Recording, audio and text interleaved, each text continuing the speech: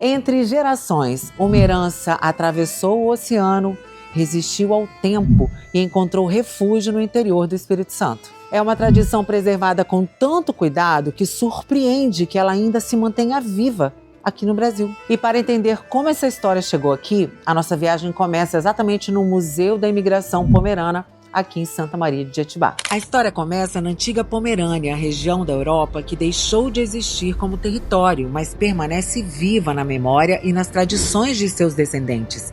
Foi dessa região que milhares de imigrantes partiram em busca de uma nova vida. E foi aqui, na região serrana do Espírito Santo, que encontraram um novo lar. Aí a gente entende porque muita gente fica curioso, né? E não entende. Pomeranos, de onde vieram? Viu só? E aqui tem, dentro do Museu da Imigração Pomerana, toda a explicação, tá? Os ducados que faziam parte do mapa da Pomerânia, Europa Central do século XIX, criação da colônia, incentiva a imigração, a viagem dos pomeranos até a chegada dos imigrantes aqui na região. Estou aqui com a Norma que vai explicar melhor por que os pomeranos vieram para o Espírito Santo, Norma.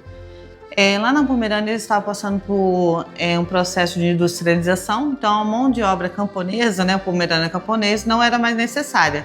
E o Brasil era fim de escravidão, então tem muitas ofertas, né, de terras aqui no Brasil, eles fazem essas ofertas de terras para os pomeranos e eles se interessam, né, então tá vindo para o Brasil porque era interessante, porque a mão de obra deles não era mais necessária lá na Pomerânia, né. Olha só, e essa tradição, né, que hoje não acontece mais, mas de vez em quando tem uma noiva atrevida que resolve casar de preto, tá, para honrar aí as tradições. Tem explicação de onde veio essa história da noiva se casar de preto? Existem muitos mitos, muitas versões, né? Mas hoje a gente não consegue comprovar mais, porque hoje a Pomerânia ela não existe mais, né? Então, mas a mais divulgada aí pela mídia é que como na Pomerânia ela vivia sob regime de feudalismo, o seu feudal não era só dono da terra, ele era dono das pessoas também. Então era direito do seu feudal desposar a noiva. Então, à noite de núpcias, a noiva não tinha o direito de passar com o marido dela, ela teria que passar com o seu feudal. Então, ela casa de preto em sinal de protesto e o cinto verde, coroa verde que ela usava simbolizava a esperança que ia mudar. Gente, que interessante. Então, o que eu ouvi falar procede, tá? Os senhores feudais, então, tomavam posse da primeira noite de núpcias da noiva. Isso. Gente, que absurdo. Chocada. É difícil a gente imaginar um casamento onde a noiva não esteja de branco, né? Pois entre os pomeranos, durante muitos anos, a cultura de casar de preto foi preservada. E aí Santa Maria promove festas durante todo o ano e ainda tem propriedades que recebem turisticamente os visitantes para uma cerimônia do casamento pomerano, onde a noiva está de preto, onde a comida é tradicional pomerana também. A cultura pomerana realmente não ficou parada no tempo. E hoje é possível, inclusive, viver essa tradição com experiências que incluem se hospedar em uma casa pomerana. Lille Jani, så det middag hos Håle, og der morgen, der med sådan fine vormes. Vocês entenderam alguma coisa? Eu só entendi Liliajane no meio dessa conversa.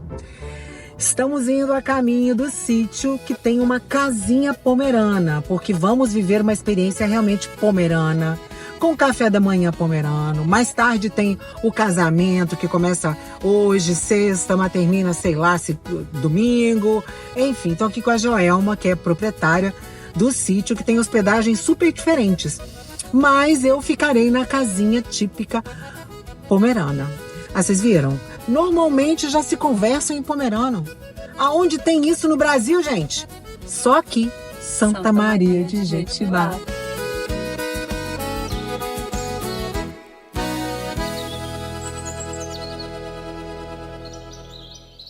E é aqui que eu vou ficar, gente, para viver uma experiência pomerana completa.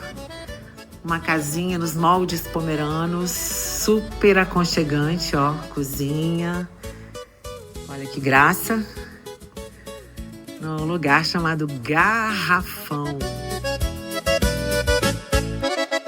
E é claro que em uma propriedade em Santa Maria de Jetibá, com uma casinha pomerana, tem que ter café da manhã pomerano. Esse aqui é o brote, Joelma. É o milhobrot. Muito tradicional dos pomeranos, né? Muito. E qual o segredinho do brute? Ele não leva trigo. Ele é feito com raízes.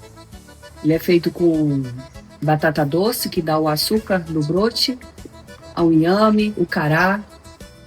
E não leva trigo, então ele leva só fubá. E é uma tradição trazida pelos pomeranos. Isso. Que bacana. Hoje eles já incrementaram um pouquinho, né? Eles fizeram um pão misto, então ele é misturado trigo com fubá. Entendi. Que em épocas que eles não conseguiam as raízes, né?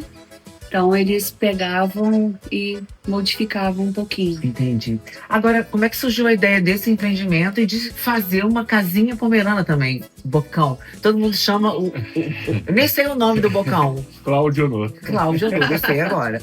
É, mais conhecido como Bocão, né?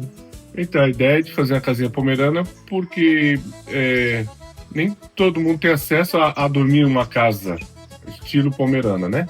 Então a gente fez uma para forma de chalé para poder hospedar as pessoas. Muito legal. Para poder ter uma leve experiência da casinha da vovó, aquela casinha mais antiga, né? Legal. Para poder ter essa experiência aí. Agora, quem se hospeda aqui, vocês também têm a experiência de se levar os turistas até propriedades no entorno, até o Garrafão, que tem esse nome por causa de uma pedra, né? Isso. Aí vocês têm uma Kombi aqui na propriedade que vocês levam os turistas até o Garrafão. Isso daí. A gente, na verdade, tem a Kombi, tem um bugre, né?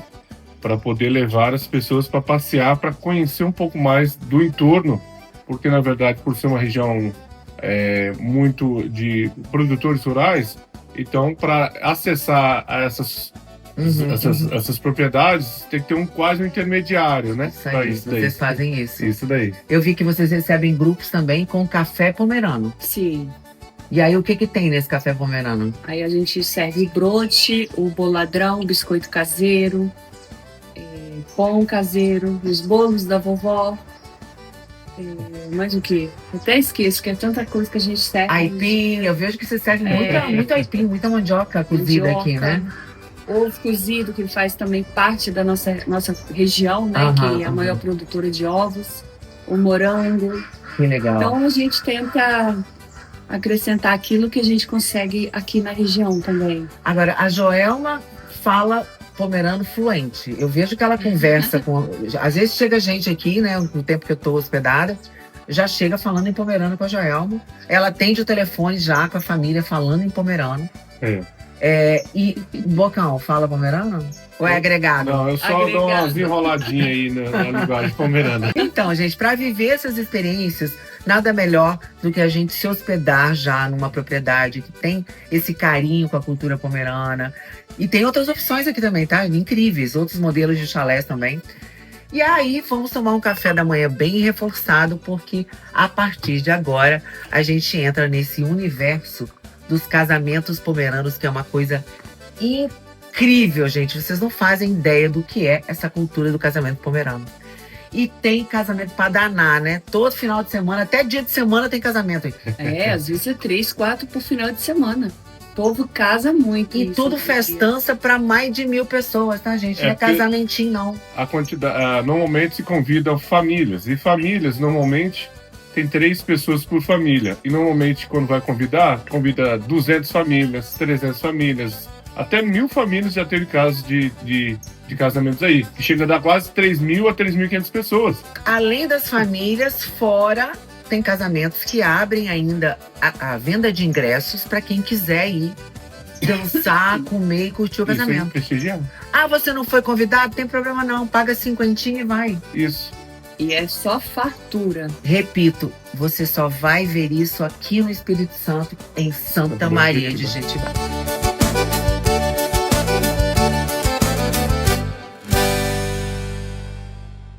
A programação já começa na sexta-feira com a fincada do pau do noivo, uma tradição, tá? Aí tem o jantar e um dos momentos mais aguardados, o quebra-louças.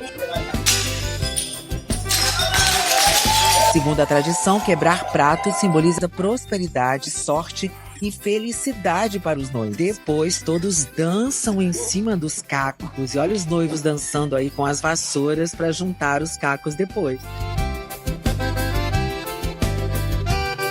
E o jantar foi servido 7 horas da noite, primeiro a noiva e o noivo, e aí a fila se formou. Olha aqui, o aroma dessa comida, vocês tinham que estar aqui, tá? E comidas tradicionais pomeranas, inclusive acho que tem pé de galinha, vou verificar. Tô aqui na área dos bolos, perguntando tudo, né? Mas só se eu perguntar, eles me respondem em português, se eles só conversam pomerano. Não entendo nada. Tudo em pomerano. Mas eu tô aqui futucando. Esse é um casamento para 600 famílias. Eu tô perguntando, quantas tortinhas dessa faz? Mais de 300, gente. Fora os brotes, fora os pães. Aí eles estão me desafiando aqui. Eles querem que eu experimente um pedacinho de cada torta amanhã. Gente, eu vou explodir, né? Desafio aceito. Amanhã a gente experimenta. Agora eu já experimentei um bolo de banana maravilhoso. Essa equipe aqui, amanhã acho que mais de 20 pessoas, né? Sim, amanhã mais de 20. Pra dar conta de tanta comilança. Café, almoço, café de novo, jantar, café de novo. E haja trabalho, hein? A equipe é afinada já, acostumados. Fazem casamento pomerano toda semana.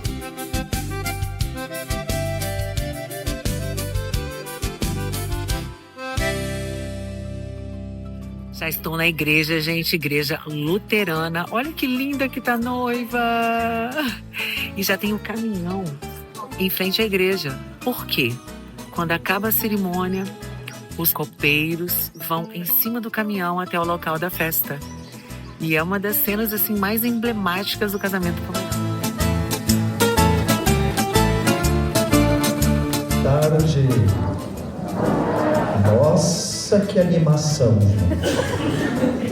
Boa tarde.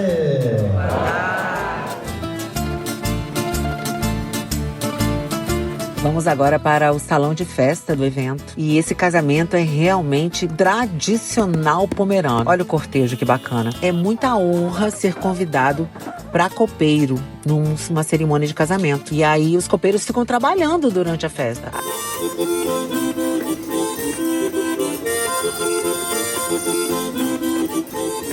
E a equipe aqui firme trabalhando, ó. E como eu falei, esse é um típico pomerano mesmo. É feito assim, gente. Com fogo no chão, os panelão. Ó, o frango já tá na farinha, esquentando a banha. Daqui a pouco começa a fritar. Aliás, o que não pode faltar nos casamentos aqui em Santa Maria de Jetibá é frango, gente. Frango, frango, frango. Afinal, uma das principais fontes da economia de Santa Maria é a produção de frango e de ovos. Somos os maiores produtores de ovos do Brasil. Agora eu vou fugir do desafio, tá, gente? Provar um de cada não dá não, porque hoje aumentou mais ainda. Tem até rocambole, um monte de coisas deliciosas. Vou provar um cadinho, mas um de cada não dá não. São só 3 horas da tarde, tem 3 bandas para tocar, todas nesse estilo, né, com concertina. O povo dança, mas dança muito. Tem tradições que são cumpridas à risca, tá? Por exemplo, a dança dos noivos, onde quem quiser dançar com o noivo, com a noiva, tem que dar uma contribuição. E vários costumes, né, que são mantidos pelas comunidades pomeranas. Teria muita coisa ainda para mostrar para vocês, mas acho que já deu para ter uma pequena amostra da importância, da riqueza cultural do povo de Santa Maria de Jetibá, do pomerano.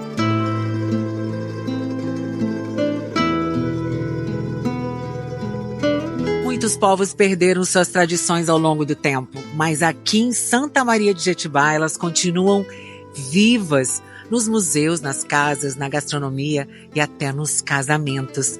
Uma herança cultural que deixou de ser apenas memória para se transformar em identidade, turismo e oportunidade. Uma história que continua sendo escrita todos os dias no interior do Espírito Santo.